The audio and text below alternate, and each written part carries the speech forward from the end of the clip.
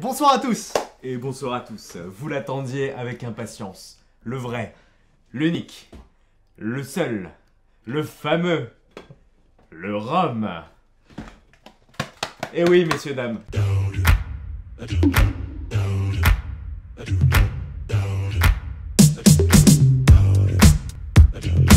Bon, ce soir on est sur du rhum, mais quel rhum on va utiliser ce soir? Alors ce soir, ce qu'on a choisi, donc toujours grâce à notre partenaire Whisky du Monde, hein, donc n'oubliez pas les cages mains et signature cave au Cap Ferré pour les fournir. Alors au niveau de ce rhum, on est sur un rhum traditionnel, comme je vous l'ai dit, de la ville de Barranquilla. Alors ce soir, on est sur un rhum traditionnel, comme je vous l'ai dit, donc le rhum de Barranquilla. Ah oui, oui. Barranquilla, ya lo sé, joder. Alors comme je vous l'ai dit, ce soir on est sur un rhum traditionnel de la ville de Barranquilla. Barranquilla. C'est un rhum qui est vieilli en fût de chêne blanc américain.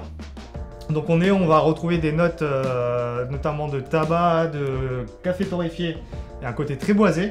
D'accord, donc le petit déjeuner forestier qu'on Petit adore. déj bien costaud. Voilà, Quand même, donc si vous aimez les petits déjeuners, vous allez forcément aimer cette gamme. Voilà. Sachant qu'en bouche, vous allez retrouver beaucoup plus plutôt de la vanille et des zestes d'orange.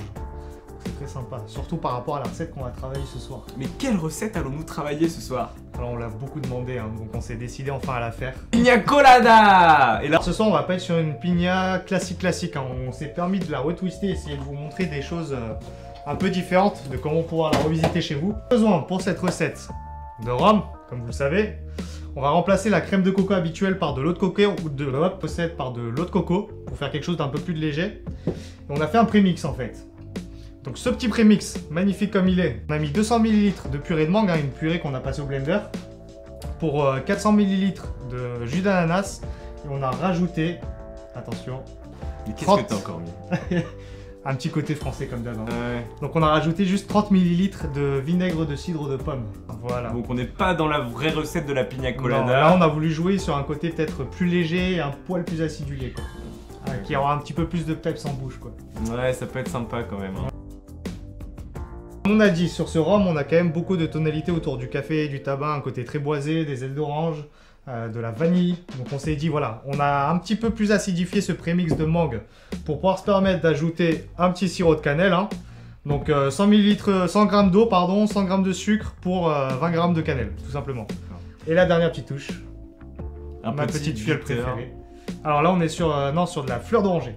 On est sur de la fleur d'oranger pour relever un petit peu tous ces goûts. Pour rappeler un peu l'orange qu'on retrouve dans le forum là notamment. D'accord, donc on est sur un bon twist de pina colada. Bon, ça vient d'où? Ben, il m'a pas dit de qui ça vient, on sait que ça vient de la République Dominicaine. Pina colada inventée avant 1954 à Puerto Rico, comme je t'ai dit. Puerto Rico. C'est juste là, juste à côté de la Suisse. C'est la Suisse et à côté de l'Australie. Ramon Monchito Marrera. Voilà, moi je m'en vais, hein, parce que voilà, j'en ai marre, je vous envoie quelqu'un d'autre. Olé! Está muy que hablamos de la piña colada. Je vous présente Alphonse Allais, donc le cousin de JR Allais. Claro que sí. Mort de nous, je crois.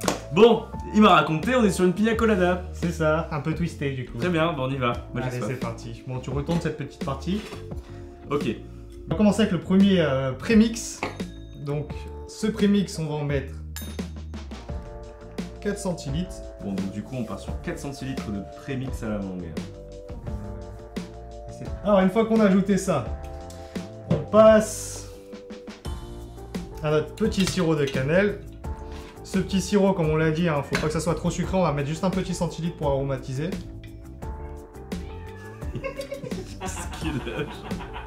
Sucrosité. Je sais pas si le jeu d'acteur va être bon. Hein. Ingrédient suivant, l'eau de coco. Donc on va mettre les parts égales entre la purée, le prémix et l'eau de coco, donc 4 centilitres. Pour retrouver cette onctuosité, ce goût de coco. Alors pas l'onctueux, enfin la rondeur en bouche est liée, mais par contre on n'aura pas l'épaisseur. Quel artiste comme son cousin quoi. On va y ajouter quelques petites gouttes de fleur d'oranger, 3 gouttes pas plus, 1, 2, 3. Soleil. C'est bon. Et on va finir par notre corps du cocktail, le rhum, hein. 4 centilitres. J'espère que vous passez un très bon été. Que 4 centilitres. Exactement. Si, claro. Mucho. Que bueno. Avec légèreté, avec douceur, avec onctuosité, avec... C'est le coursier à vélo. Hop. Voilà, monsieur. Donc on est sur un full ice pour éviter la surdilution. Yalla.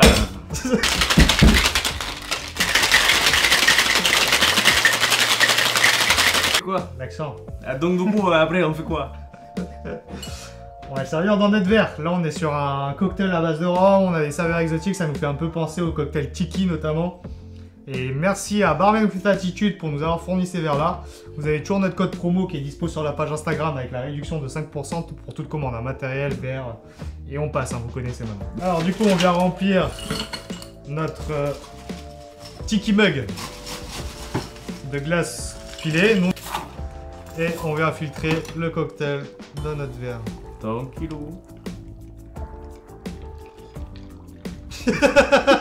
Il fait un bruit le tien là. Alors, pour venir décorer ce petit cocktail, on va venir prendre les petites pailles un petit cadeau là d'Organix Ouya. Hein. Allez voir ce qu'il fait, c'est plutôt sympa. Il fait un paille en bambou, c'est super joli. résine végétale, voilà, éco-responsable quoi. Et en plus ça a de la gueule. Alors tiens, petite tête de menthe. Hop. Nickel. Voilà, tu viens la frapper d'abord. On libère bien les arômes. Hein. Pour donner un peu de fraîcheur à tout ce cocktail là, on vient l'enrouler et la poser à côté de la paille. Comme ça, on a l'arôme direct quand on vient prendre le verre, comme on l'a expliqué dans le tuto. On va venir prendre 2 petites têtes d'ananas. Waouh. 2 grosses têtes d'ananas même. Alors, tu vas juste les croiser, comme ça, comme ceci. Tu vois, hop. Ouais, comme un bambou. Quoi. Voilà, et on va les venir déposer derrière la paille. La petite touche à la fin, on prend nos petites oranges déshydratées. Hop là, juste là. Cocktail à la base de notre rhum, la hechicera, donc la pina colada. On n'oublie pas la napkin, hein, pour servir. Absolument. Très important. Donc là, on a des jolis tiki quand même, hein. Ça a une bonne tête. Là, normalement, la menthe est censée, enfin la menthe avec l'ananas, c'est censé représenter les coiffes un peu qu'on a sur ces totems-là, quoi. Salud. Salud. Namasté. Je sens vraiment l'onctuosité de la mangue avec l'eau de coco. Enfin, le coco. Ah oui. Tu as ta onctuosité d'abord. Ensuite, on sent les caractéristiques du rhum. Petite note de café et de vanille. Et à la fin, on a cet arôme de fleur d'oranger. La texture est amenée aussi à la fraîcheur grâce à l'ananas forcément dans le prémix. Et la cannelle vient juste compléter parfaitement notre rhum. Felipe Colada. Felipe Colada, ¿por qué? Vente aquí, Felipe. Es Felipe. Prueba tu cocktail, hombre. T'appelles Felipe, toi? C'est son deuxième prénom. C'est vrai? Il a pas une tête à Philippe. Je sens la Colombie là. Voilà. Donc félicitations à la gagnante de jeu concours de la semaine dernière. Tu vas le recevoir très prochainement. Et n'hésitez pas à liker, partager, commenter. On en refera d'autres des jeux concours comme ça pour vous faire gagner certaines gammes de spiritueux qui nous tiennent à cœur. Comment ça? Qu'est-ce qui peut être mieux que faire gagner du spiritueux? Dis-moi. La suite au prochain épisode.